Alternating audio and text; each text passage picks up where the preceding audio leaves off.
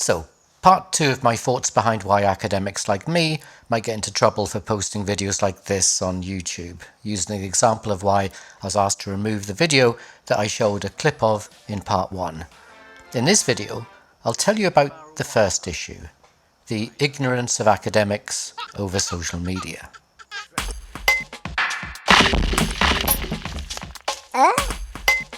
Academics are very knowledgeable about some things, which is what is called their area of expertise, but they can also be very ignorant about other things, particularly things that sit outside their area of expertise. That's not surprising, given that us academics spend a fair portion of our time working in one area and often on a very specific thing.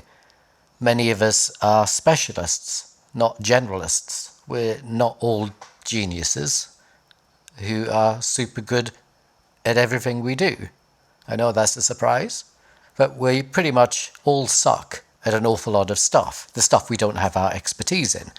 And one of those things a lot of us particularly suck at is social media and knowing how to use it, including me, by the way.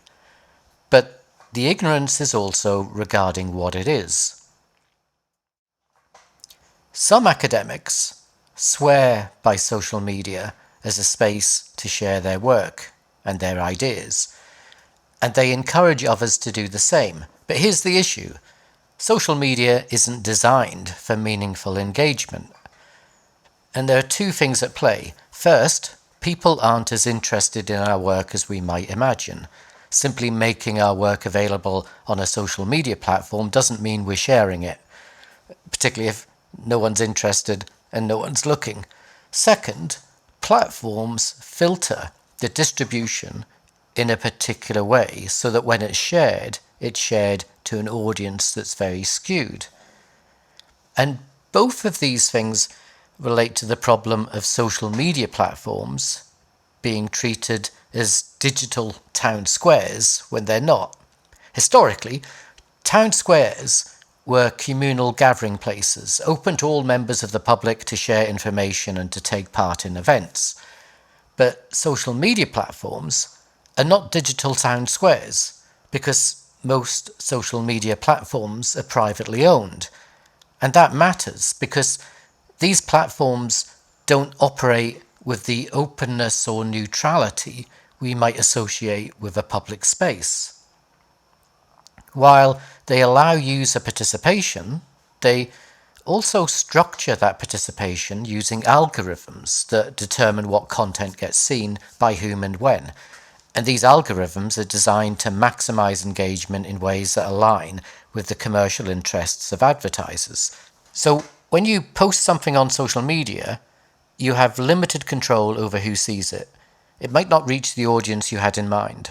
Platforms like YouTube and Facebook received vast volumes of content daily, millions of videos, images and stories, and each post is delivered to an audience based on an opaque and shifting algorithmic criteria, and those algorithms are not shared with us because they're the things that hold all the commercial value for these companies. It's the thing that they can use to monetize the way they disperse that content. Social media platforms are not created as a way of connecting me to you. They're a way of connecting me and you to an advertiser to generate income for the platform. And this is a problem when sharing your work, because you don't always know who your audience is, even if you think you do. And to communicate well, you do need to know your audience. Why do I continue to post to YouTube, knowing all of that? Well, that's a good question.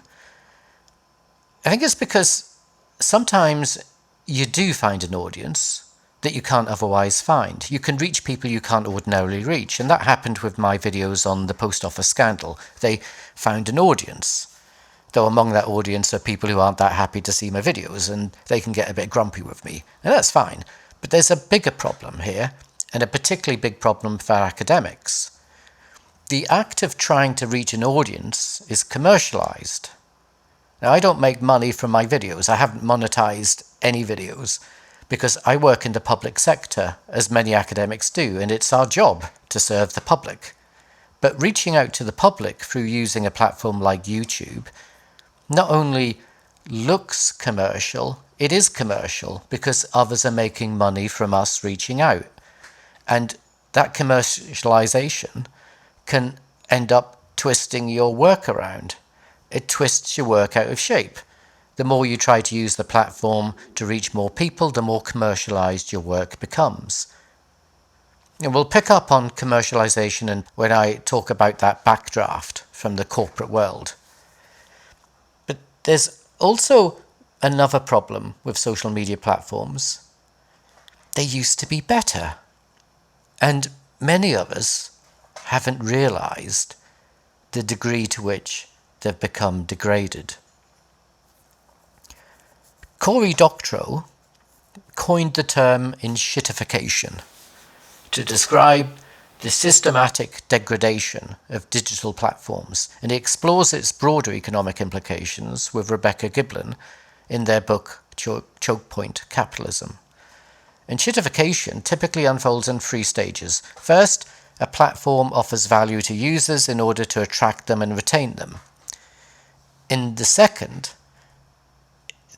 stage, it begins to extract value from those users to benefit its business customers, such as advertisers, and that's often at the user's expense. And in the final stage, the platform turns on its business customers as well, squeezing them for all the profit they can in service of shareholders and executives. And by this point, the platform has hollowed out its original value and it's driven away both its user base and its business customers and ultimately collapses under its own weight. So platforms like Facebook and Twitter, now appear to be approaching this terminal phase. So, the advice academics should be getting is that if you want to share your work, be very cautious about using social media platforms because they're mostly not designed to work for you. You might end up getting very little back for the effort you put in. Now that could be a valid criticism regarding my use of YouTube, and could be why people get grumpy in academia about me posting to YouTube. But the criticism I get is not that I'm wasting my time or that the platforms are degraded or that I'm not reaching the public as well as I could. I do worry that some might think I'm making money on the side by posting videos to YouTube. That's why I constantly have to go on about why I'm not making money. That's not virtue signaling. It's just me defending myself against those insinuations that I have to live with. Now, the main concern comes from a concern that I am reaching the public. And this might be linked to the reservation some academics have when it comes to sharing academic work with the public. The arrogance academia has towards the public. You might call it snobbery. And it's what parts 3 and 4 are all about. So maybe I'll see you there. Till then, or whenever we next meet, ta-da.